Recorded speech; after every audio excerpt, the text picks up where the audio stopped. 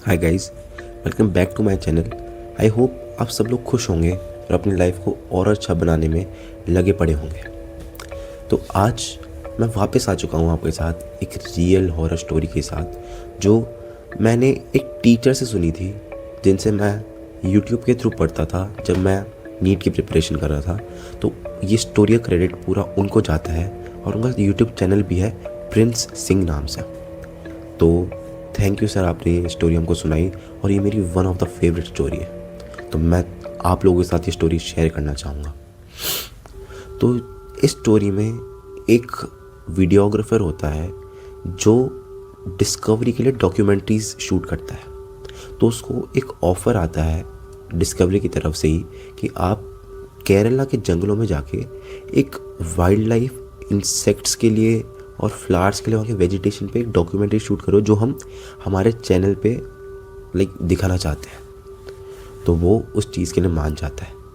और मॉनसून के टाइम जो है वहाँ के कुछ ऐसे इंसेक्ट्स थे जो वहाँ पे दिखते थे और वहाँ की जो वेजिटेशन थी वो सबसे ज़्यादा फ्लरिश्ड उस टाइम पे करती थी।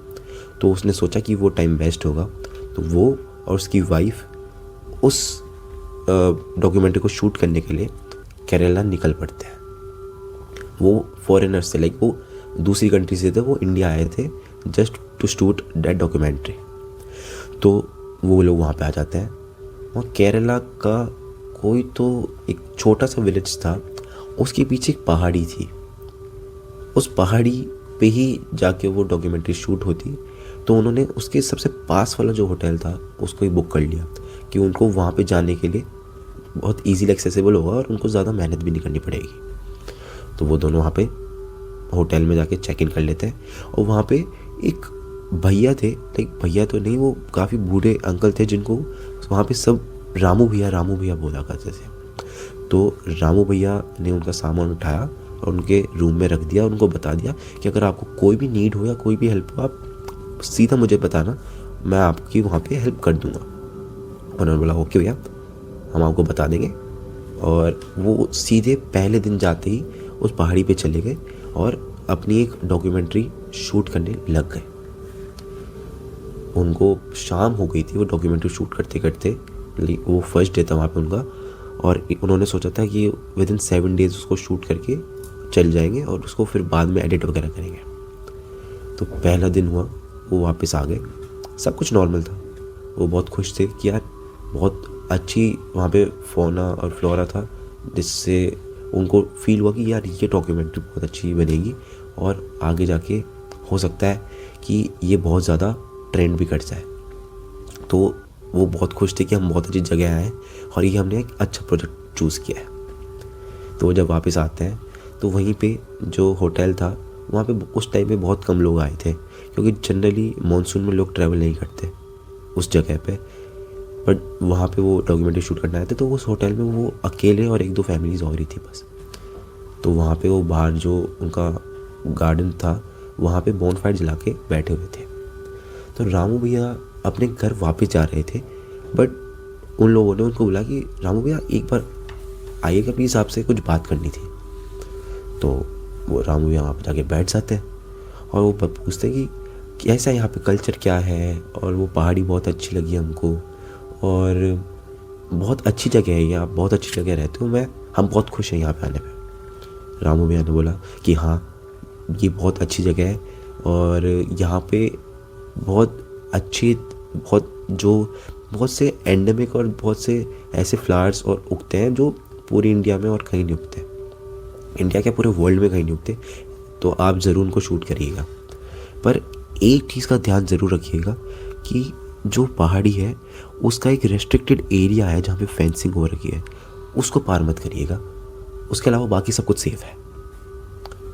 तो वो दोनों पूछते हैं कि ऐसा क्यों, वहाँ पे ऐसा क्या है। तो उन्होंने कहा, रामू भैया ने, नहीं रहने दीजिए, आप मेरी बात का विश्वास नहीं करेंगे, बट आप प्लीज़ इस बात को मानिएगा ज़रूर कि आप वहाँ मत जाना, आपके लिए सेफ़ नहीं होगा वो।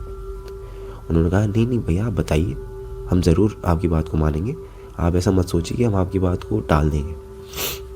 तो रामू भैया बताने लगे कि आज से 100 से 150 साल पहले उस छोटी पहाड़ी के उस तरफ भी एक गांव बसता था, जहाँ पे आज सिर्फ खाली और बंजर ज़मीन है। आपने वहाँ पे देखा भी होगा। तो उधर एक 100 परिवारों का घर था, जो धीरे धीरे वो कम होने लगा। लेकिन वहाँ के जो बच्चे थे वो गायब होना स्टार्ट हो गए, और पूरे गांव वाले कंफ्यूज थे, यार ये बच्चे गायब हो रहे हैं, तो इनको गायब कौन कर रहा है, कौन लेके जा रहे हैं इनको।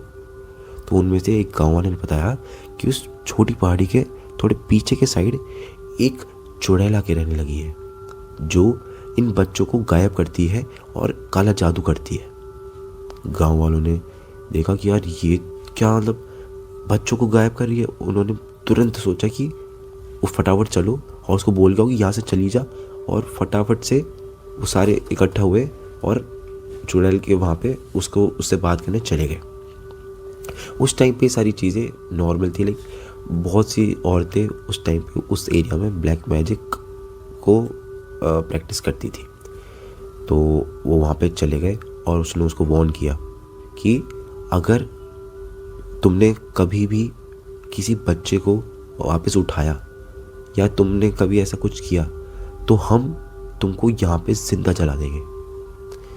तो वो जो वहाँ पे चुड़ैल थी या जो भी वो डायन थी, उन्होंने उसको साफ गांव वालों को चुनौती देके बोल दिया, अगर तुम लोगों ने इस एरिया में कदम भी रख दिया ना और मेरे पे झूठे इल्ज़ाम लगाए तो मैं तुम्हारी सबकी जान ले लूँगी और तुम पूरा उस गांव को ख़त्म कर दूँगी। तो गांव वाले डर गए, यार ये तो कुछ ज़्यादा ही हो गया। तो उन्होंने भी मतलब उनको डर तो उस टाइम लगा था, बट वो वहाँ से चले गए। बाद में जब बच्चे अभी भी गायब हो रहे थे, तो एक ऐसा था कि एक घर था जहाँ पे पहले तो ऐसा होता था कि जो ज़मीन थी, फर्श थी और दीवारों पे भी गोबर का लेप कर लेते थे जिससे घर ठंडा रहे। तो उन्होंने लेप कर रखा था और वो अभी भी गीला ही था।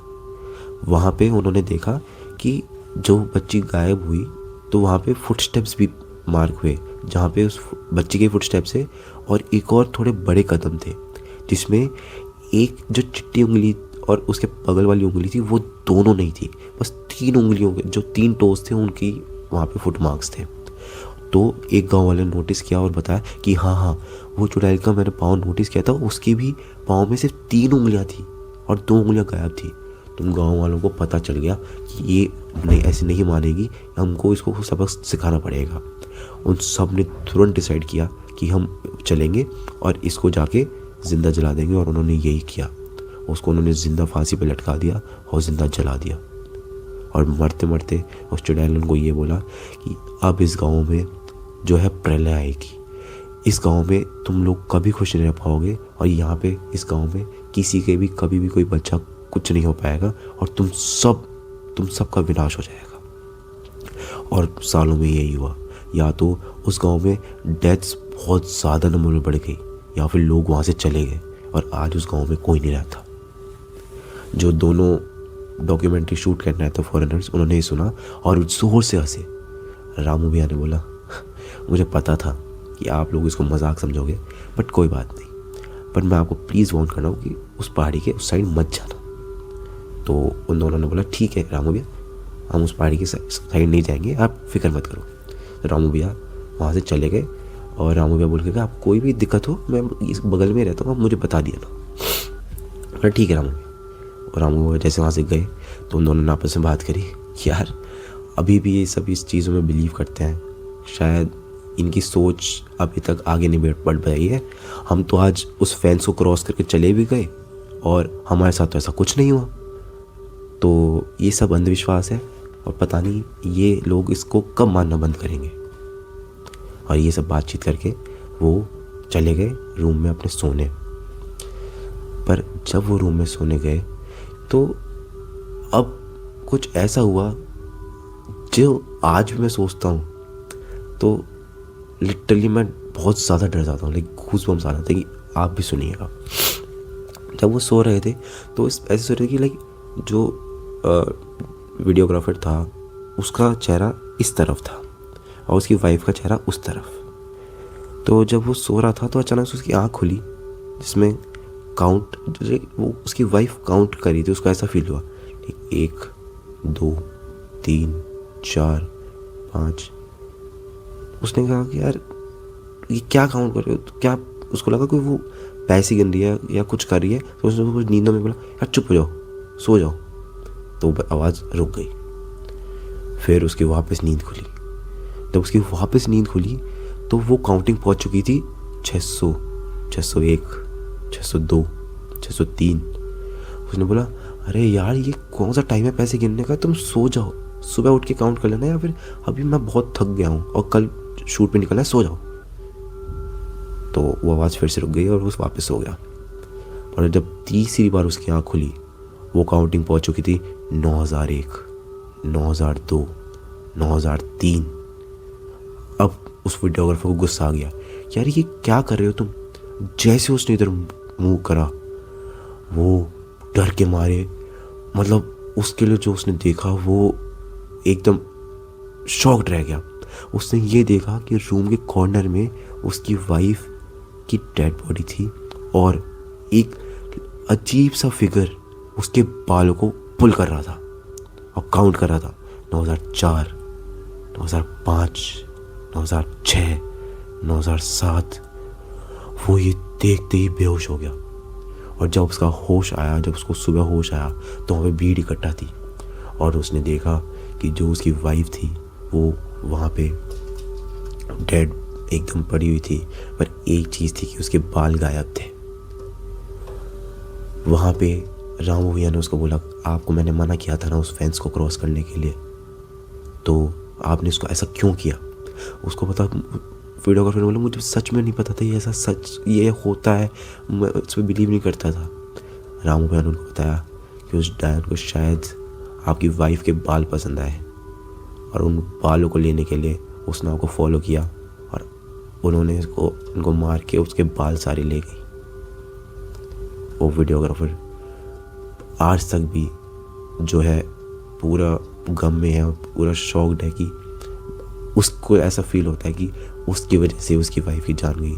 अगर वो उसकी वाइफ को वहाँ नहीं लाता और वो उस फेंस को क्रॉस नहीं करते और शायद रामू भैया उनको ये चीज़ पहले बता देते तो उसकी वाइफ की जान बच सकती थी। तो that's it for the video guys. ये थी वो स्टोरी। इसका लास्ट पार्ट बहुत ज़्यादा स्पाइन चिलिंग है। लाइक आज भी मैंने आपको ये बात बताई, तुम उसको सोच के, और जब पहली बार मैंने ये कहानी सुनी थी मैं वो फीलिंग शायद आप सबको भी दिला पाया जो मैंने फील किया। तो थैंक्स फॉर वॉचिंग। और मैं चाहूँगा अगर आपको ये वीडियो पसंद आया हो तो इस वीडियो को लाइक करना और चैनल नया है यार उसको सब्सक्राइब करो और सपोर्ट करो अगर आपको ऐसी हॉरर, मिस्ट्री और स्पिरिचुअल चीज़ों में इंटरेस्ट है। तो मैं आपसे मिलता हूँ अगली एक ऐसी ही रियल हॉरर स्टोरी के साथ और ऐसे ही सच इस चैनल पे। Thanks for watching.